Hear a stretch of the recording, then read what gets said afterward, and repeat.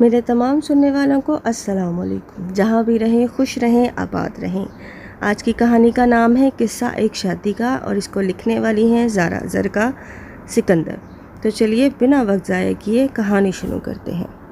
یہ بانو کدھر رہ گئی؟ کوئی اسے تو بلاؤ۔ حامد میاں کو بھی لائے، احد کے ساتھ تصویریں بنا لے، آخر اس کے بھائی کی شادی ہے۔ دلہا کے ساتھ جی بھر کے تصویریں اتروا لینے کے بعد منجلی مومانی کو اچانک سے شہر بانو کا خیال آیا، تو انہوں نے وہیں بیٹھے بیٹھے آواز لگائی، تائی امی، بانو آپا کہہ رہی ہیں کہ ابھی وہ مصروف ہیں، بارات کے ساتھ جانے والے مٹھائی کے ٹوکرے اور نکاح کے چھواروں کا تھال گاڑی میں رکھوا کر ہی آئیں گی۔ احد کے برابر والی نشست پر بدستور قابض مومانی اب اپنی لپسٹک درست کر رہی تھی، جب ایک بچے نے آ کر انہیں اطلاع پہنچائی، اچھی بہن ہے یہ بانو بھی، جس کے کام ہی ختم نہیں ہو رہے، ورنہ تو لڑکیاں ایسے موقع پر بھائیوں کے پاس سے نہیں ہٹتی۔ رات ادھر مہندی کی رسمیں چل رہی تھی اور ادھر یہ لڑکی محلے بھر میں کھانا بانٹتی پھر رہی تھی۔ لپسٹک اور آئینہ واپس پرس میں رکھتی مومانی نے شہر بانو کی اپنے ہی بھائی کی شادی میں عدم دلچسپی پر اظہار افسوس کیا۔ کیوں بہن، ہم کچھ نہیں لگتے کیا احد میاں کے؟ سارے حقوق ننیالیوں کے پاس ہی ہیں، آپ کہیں اور جا کے بیٹھ جائیں، آپ کسی دوسرے کو بھی دلہا کے ساتھ تصویریں بنوانے کا موقع دیں۔ کب سے باری کی منتظر احد کی چھوٹی چچی کے صبر کا پیمانہ بالآخر لبریز ہو ہی گیا۔ وہ پورے استحقاق کے ساتھ ان کے سر پر آن کھڑی ہوں۔ اے بہن، خفا کیوں ہوتی ہو؟ اٹھ جاؤں گی، ایسی جلدی بھی کیا ہے؟ وہ ذرا سہیل صاحب آئیں، احد کے ساتھ ہمارا ایک فیملی فوٹو تو بن جائے، پھر بھلے آپ بھی بنواتی رہیے گا۔ ارے جاؤ، تم میرا منہ کیا دیکھ رہے ہو؟ اپنے ابا کو تو ڈھونڈ لاؤ۔ مومانی کو چچی کی مداخلت اتنی ناگوار گزری کہ تاؤ میں آ کر انہوں نے اپنے ہی بچے کو زوردار دھموکا جڑ کر جب بھگا دیا۔ ان کا روکھا پھیکا سا جواب اب چچی کو بھی انتہائی برا لگا۔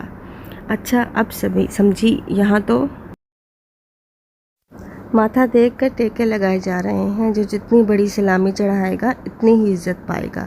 چچی بڑبڑاتی زن سے واپس ہو لی اور منہ پھلا کے ایک طرف بڑھ گئیں۔ اب غصے میں دھڑا دھڑ اپنے بچوں کو پیٹے جا رہی تھی، جو باہر سے کھیل کر نئے کپڑے گندے کر آئے تھے۔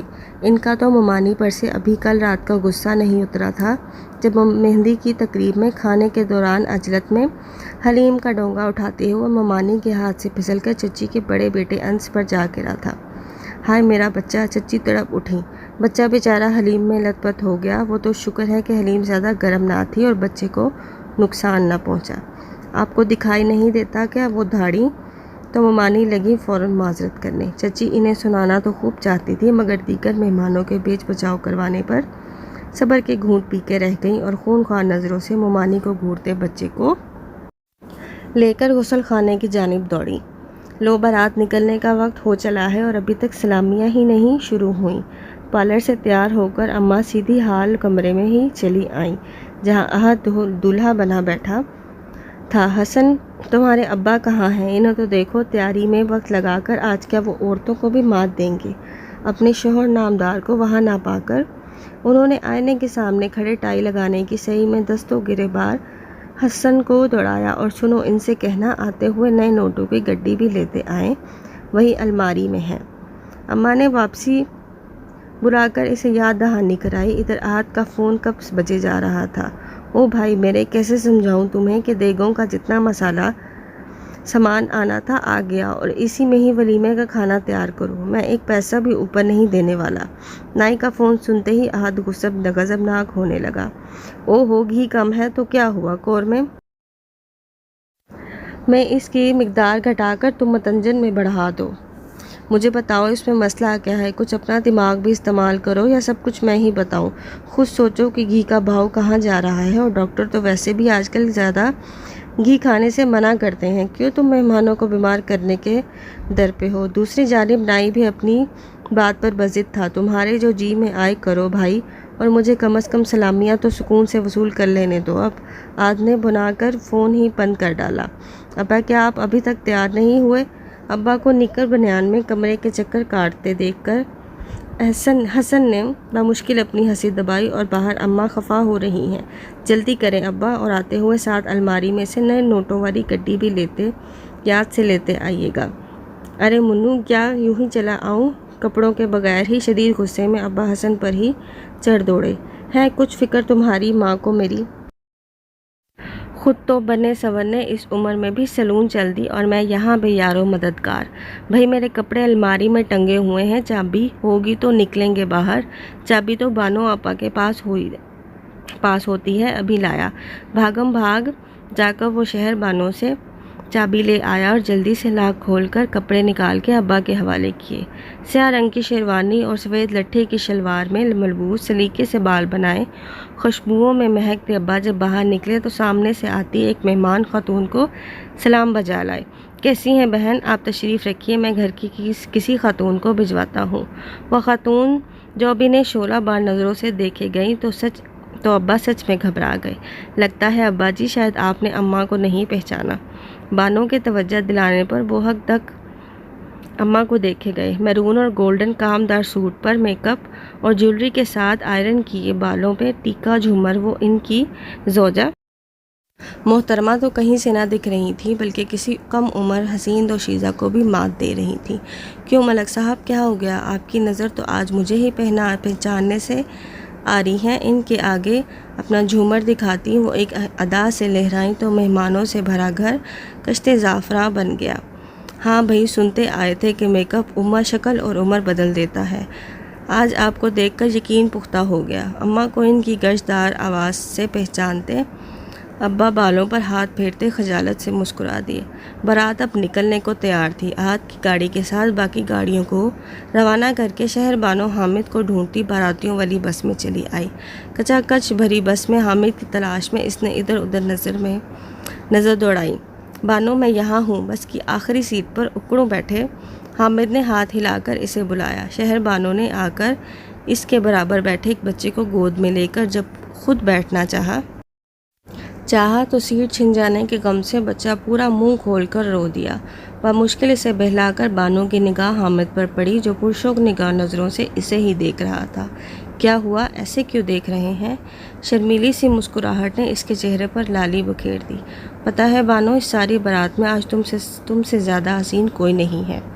हामिद ने करीब होकर धीरे से इसके कान में सरगोशी की। फिरोज़ी कामदानी साड़ी, फिर मेकअप के नाम पर लिपस्टिक लगाए, जूड़े में पिरोए गुलाब और मोती के फूल, गले में अपनी शादी वाला हार सेट पहने वो वाकई खूबसूरत लग रही थी।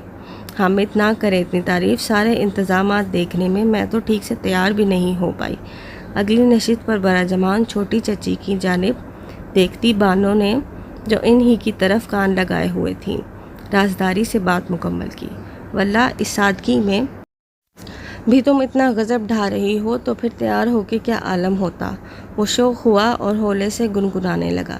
मैं जो शायर भी होता तेरा सहरा कहता, चांद को चांद ना कहता तेरा चेहरा कहता। आपको हो क्या गया है? बानो की मुतरन्नम हंसी बस के ज़ोरदार बज उठने वाले हारन में तहलील हो गई। तौबा तौबा, एक अकलौता दामाद और इतनी बेकदरी कि इसे भी हम आम बारातियों वाली बस में बिठा दिया गया। यकायक छोटी चची ने कानों को हाथ लगा लिए और बुलंद आवाज़ में दीगर रिश्तेदारों को भी इनकी तरफ मुतवज्जा किया तो एक साथ कई सर पीछे को घूमे। हम तो ठहरे कम हैसियत, भला हमें किसने पूछना है? यहाँ तो दामाद को किसी ने लिफ्ट नहीं कराई। शहर में गाड़ियों का काल पड़ गया था, जो एक मेहरान भी इनके लिए मंगवाई ना जा सकी। नए समधी क्या सोचेंगे जब लड़की की अकलौती बहन और बहनोई बस से निकलेंगे। चची के लिए दिल की भड़ास निकालने का इससे अच्छा मौका और कहाँ था। इन्हें तो पहले ही दूल्हा की गाड़ी में जगह ना मिलने का कलक था, क्योंकि मंजली ममानी ने यहाँ भी फुर्ती दिखाई। बारात रवानगी से बहुत पहले ही अपने चारों बच्चों को लेकर वो गाड़ी की पिछली नशिस्तें संभाल चुकी थी। शहर बानो ने किस मुश्किल से अम्मा के लिए जगह बनाई, वो भी यूँ कि एक बच्चा अम्मा को अपनी गोद में बिठाना पड़ा था और अब्बा के लिए तो अहद के दोस्तों वाली गाड़ी में गुंजाइश निकाली गई थी। नहीं चची, ऐसी कोई बात नहीं। हामिद ने लगातार बोलती चची को सफाई देकर चुप करवाना चाहा। हसन बड़ा मसर था मुझे अपने साथ दोस्तों की गाड़ी में बिठाने पर। वो तो मैं खुद मना करके यहाँ चला आया कि ख्वाम का ये लड़के मेरी वजह से आज़ादी के साथ हंस बोल नहीं पाएंगे चची, बल्कि हमें यूँ बस में आप सबके साथ बैठकर जाने में ज़्यादा मज़ा आ रहा है। शहर बानों के बीच में बोल उठने पर चची लाजवाब होकर खिड़की से बाहर देखने लगी। चलो भाई लड़कों, शुरू हो जाओ। سب پھر سے گانا بجانا۔ آخر پتہ تو چلے کہ یہ باراتیوں کی بس ہے۔ حامد نے اٹھ کر ایک زوردار نعرہ لگایا کہ شادی ہال پہنچنے میں بس کے اندر پھر ہلہ گلا رہا۔ گانا اور ماہیوں سے لے کر بھنگڑا، لڈی، ڈانس سب کچھ چلتا رہا۔ بس میں موجود بچے، بڑے، عورتیں، یہاں تک کہ بزرگ بھی لطف اندوز ہوتے رہے۔ بارات کا استقبال بڑے اچھے طریقے سے کیا گیا۔ نکاح اور کھانے کے بعد دلہن شزا کو عہد کے ساتھ لا کر بٹھایا گیا تو ساتھ ہی رسمیں بھی شروع ہوئیں۔ عہد کو سلامی میں موٹر بائک پیش کی گئی۔ اماں کو سونے کے 2 جڑاؤ کنگن، جبکہ ابا اور حامد میاں کے لیے قیمتی گھڑیاں تھیں۔ اکلوتی نند ہونے کے ناطے شہر بانوں کو بھی ایک عدد سونے کا سیٹ دیا گیا۔ آنٹی میں یہ سیٹ نہیں لوں گی، شہر بانوں کا اتنا کہنا تھا کہ مہمانوں سے بھرے ہال میں یکدم سناٹا چھا گیا۔ باراتی عہد کے سسرالیوں کے امارات سے ابھی ٹھیک طرح مرعوب بھی نہ ہوئے تھے کہ بانوں کے اس اعلان پر ایک دوسرے کا منہ تکنے لگے۔ ہائے اب کیا ہوگا؟ اے سی کی ٹھنڈی ٹھار ہواؤں میں بھی شزا کی نانی پسینے میں نہا گئی۔ لڑکی کے بہن کس بات پر خفا ہو گئی جو سیٹ لینے سے بھی انکار کر دیا؟ کتنا منع کیا تھا میں نے فری کو کہ مت تو بیٹی کا رشتہ غیر برادری میں، مگر مان کے نہیں دی یہ لڑکی۔ اب دیکھ لے نتیجہ۔ نانی بولے بنا نہ رہ پائیں۔ بانو اب بھی کیا ہو گیا ہے؟ اب تو ایسی نہ تھی، اب جیسا بھی ہے چپ کر کے رکھ لیں۔ بے چینی سے پہلو بدل کر عہد نے بڑی بہن کو گھرکا۔ ایک لہجہ تو حامد بھی بیوی کے اس اعلان پر ساکت ہو گیا۔ بیٹا اگر آپ کو یہ والا سیٹ پسند نہیں تو کوئی بات نہیں، میں بھی کسی کو بھیج کر دوسرا والا منگوا دیتی ہوں۔ شزا کی امی اپنی آنکھوں میں آئی نمی کو چھپا نہ پائی تھی۔ نہیں آنٹی اس کی ضرورت نہیں، یہ سیٹ تو بہت ہی خوبصورت ہے۔ بانو نے آگے بڑھ کر انہیں گلے سے لگا لیا۔ میں سمجھتی ہوں آنٹی کہ آپ نے ہمیں اتنی پیاری بیٹی دے دی، بارات کی خاطر تواضع میں کوئی کمی نہیں چھوڑی۔ عہد اور اماں ابا کو اتنے مہنگے تحائف دیے، پھر کسی اور چیز کی گنجائش بچتی ہی کیا ہے؟ میں اپنی شادی پر تو بول نہیں پائی، مگر اب تو کہہ سکتی ہوں کہ ایسی تمام رسموں کو ختم ہونا چاہیے جو بیٹیوں کے والدین کو مشکل میں ڈال دے۔ بہت خوب بانو، مجھے تم پر فخر ہے۔ حامد نے بھی اپنی گھڑی شزا کی امی کو لوٹا دی۔ شہر بانو بالکل ٹھیک کہہ رہی ہیں۔ ہماری آج کی نسل کو سمجھنا ہوگا کہ شادی ایک مذہبی فریضہ ہے، نہ کہ رسم۔ دونوں میاں بیوی کے اس فیصلے کو سراہتے ہوئے سارا حال تالیوں سے گونج اٹھا۔ کچھ دیر بعد عہد تو شاداں فرحاں بڑے فقار کے ساتھ اپنی دلہن کو لے کر روانہ ہو گیا۔ پیچھے پیچھے تمام مہمان بھی چل دیے۔ شہر بانو اور حامد کا یہ فیصلہ جہاں انہیں سب کی نظر میں معتبر کر گیا، وہاں اس نے چند ہی صحیح مگر لوگوں کی اس سوچ کو ضرور بدلا تھا کہ معاشرے میں رائج بہت ساری فضول رسموں کو ختم کرنا اگرچہ کسی ایک انسان کے بس کی بات نہیں، مگر جدھر بات آپ کی اپنی ذات سے متعلق ہو وہاں بارش کا پہلا قطرہ بننے میں دیر نہیں کرنی چاہیے۔ برائے مہربانی اگر آپ کو ویڈیو اچھی لگے تو اس ویڈیو کو لائک کریں اور میرے چینل کو سبسکرائب کریں۔ شکریہ۔